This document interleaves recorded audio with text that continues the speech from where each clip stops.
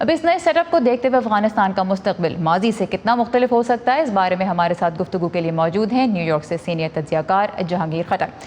جہانگیر خٹک صاحب، ایک لفظ جو ہم کل سن رہے تھے امریکن میڈیا میں، انٹرنیشنل میڈیا میں، وہ تھا اولڈ گارڈ، کہ پرانے چہرے واپس آ گئے ہیں۔ کیا لگتا ہے آپ کو، کیا پرانی پالیسیاں بھی آ جائیں گی؟ کیونکہ طالبان کے بارے میں کہا جاتا ہے بدل گئے ہیں، 20 سالوں میں بہت کچھ سیکھا ہے، اور اب چونکہ ان کو انٹرنیشنل لیول پہ ریکگنیشن کی ضرورت ہے تو کچھ بدلے گا، لیکن چہرے تو وہی ہیں، تو کیا بدلے گا؟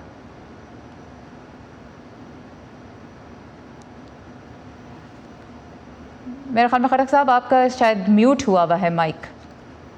کیونکہ میں آپ کی آواز نہیں جی بہت معذرت چاہتا ہوں۔ میرا خیال یہ ہے کہ دیکھیے جس طرح کے چہرے سامنے آئے ہیں اس میں کوئی شک نہیں ہے کہ 90 کی دہائی میں جو طالبان کی حکومت تھی اسی کا شائبہ ملتا ہے، لیکن کچھ ان لوگوں نے جن افراد کو نئے کو شامل کیا ہے تو وہ کچھ نوجوان بھی ہیں بیچ میں، کچھ ایسے تھے جب طالبان کی حکومت تھی تو بچے تھے بالکل، جس طرح ملا یعقوب، شاید اس وقت ان کی 10-11 سال عمر تھی جب طالبان کی حکومت تھی لاسٹ ٹائم، اور وہ اس وقت ڈیفنس منسٹر ہیں۔ اب سوال یہ ہے کہ رویہ کیا ہوگا۔ میرا خیال یہ ہے کہ اس وقت افغانستان ایک بہت مشکل دور سے گزر رہا ہے۔ کوئی بھی حکومت ہو، طالبان ہو یا ان کی جگہ کوئی اور بھی ہوتا، ان کے پاس کوئی زیادہ چوائسز نہیں ہیں۔ افغانستان کے تقریباً $10 ارب مغربی ممالک خصوصاً امریکہ میں اس وقت منجمد ہیں۔ انہیں وہ پیسے چاہیے حکومت کو چلانے کے لیے۔ جو افغانستان کا صحت عامہ کا سٹرکچر ہے، جو حکومتی سٹرکچر ہے، وہ تقریباً بیٹھا ہوا ہے۔ اکانومی بالکل رکی ہوئی ہے۔ ان حالات میں جو پبلک ڈسکنٹینٹ ہے، جن کا مظاہرے ہو رہے ہیں روزانہ،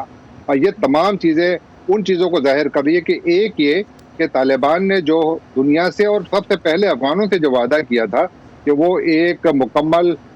شراکت داری پر مشتمل ایک حکومت بنائیں گے، تو اس میں تو فی الحال یہی نظر آ رہا ہے کہ ایک ازبک، 2 تاجک اور باقی پشتون، اس قسم کا کوئی ڈھانچہ نظر آ رہا ہے۔ آنے والے دنوں میں گرچہ طالبان کی طرف سے اس بات کا اندیا دیا گیا ہے کہ وہ مزید چہرے شامل کریں گے، دیکھنا ہی ہوگا کہ وہ کون افراد ہوں گے اور اس میں بھی یہ بات ہے کہ وہ یہ کہہ رہے ہیں کہ ہم مزید ناموں کو شامل کریں گے، لیکن ساتھ میں وہ یہ بھی کہہ رہے ہیں کہ ہم وزارتیں نہیں دیں گے، وزارت میں کوئی عہدہ دے دیں گے، ان کو کہیں شامل کر لیں گے۔ لیکن اب ہم بات کرتے ہیں جیسے سابق افغان صدر حامد کرزئی کی، یا عبداللہ ہیں، حکمت یار ہیں، دوستم ہیں، یہ سب وہ لوگ ہیں جو افغانستان کے جو پچھلے 30-40 سال کا منظرنامہ رہا ہے اس میں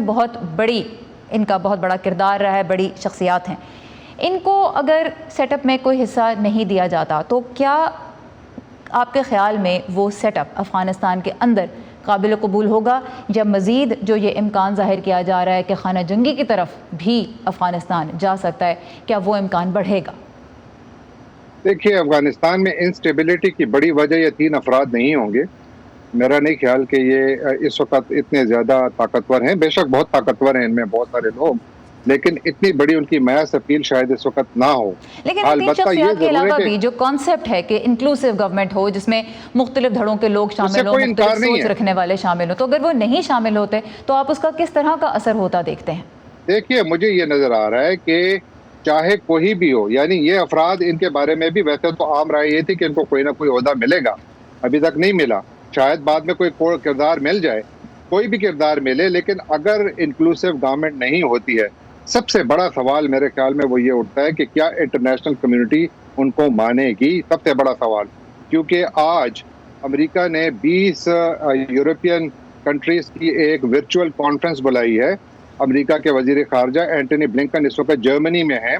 اور اس کا مقصد بھی یہی ہے کہ ایک ایسی حکومت جس کو وہ انکلوسیو نہیں سمجھتے، افغان بھی اس کو انکلوسیو نہیں سمجھتے، تو ان حالات میں ویسٹ نے کیا کرنا ہے؟ کیونکہ ذہن میں رکھیے کہ اگر نئی حکومت ڈیلیور کرے گی تو وہ ویسٹ کی اس کو مدد درکار ہوگی۔ یہ بات درست ہے کہ چین کی طرف سے کچھ پازیٹیو بیانات آ رہے ہیں، رشیا کی جانب سے بھی آ رہے ہیں، لیکن کیا ان کی طرف سے یہ امداد کافی ہوگی؟ کیا ایسے افراد یا افغان حکومت پر اگر کوئی نئی سینکشنز لگتی ہیں تو کیا اس سے جو اس وقت دیکھیے افغانستان میں ایک انسانی المیہ ابھر رہا ہے، بالکل ایک بہت بڑا بحران ہے، بالکل ایک بہت بڑا بحران، بھوک، غربت و افلاس، ملازمتوں کی کمی ہے۔ خواتین کے حوالے سے بات کرتے ہیں، ٹھیک ہے، ایک طالبان کے ایک ترجمان نے اشارہ دیا ہے کہ آگے چل کے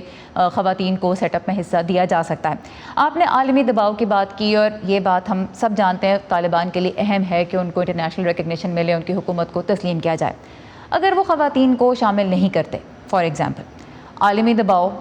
امکان تو ہے کہ بڑھے گا، کیونکہ روزانہ ہی واشنگٹن میں اس حوالے سے بات ہو رہی کہ کیسے امریکہ افغان خواتین کے حقوق کے تحفظ کو یقینی بنائے گا، لیکن اس عالمی دباؤ سے کیا آپ کو لگتا ہے کہ افغان طالبان کو کوئی فرق پڑے گا؟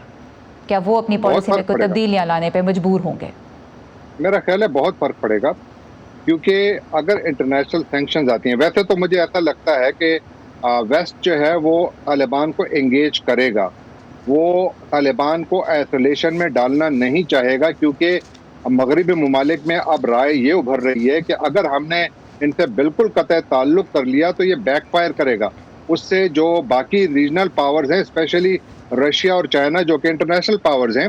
ان کو بھی بڑی سپیس مل جائے گی۔ تو ہمیشہ کے لیے ایسے علاقوں میں جہاں پر نئی حکومتیں، اسپیشلی افغانستان جو کہ ہمیشہ سے جیو پالیٹکس کی کراس روڈز پہ ایک مرکز رہا ہے، وہاں پر تو اگر تبدیلی آتی ہے تو وہاں پر تو انفلوئنس کی ہر ایک کوشش کرتا ہے، لہٰذا میرا خیال ہے انگیجمنٹ رہے گی، ریکگنیشن اتنی جلدی نہیں آئے گی۔ آل رائٹ، جہانگیر خٹک ہمارے ساتھ تھے نیو یارک سے، بہت شکریہ آپ کے وقت کا۔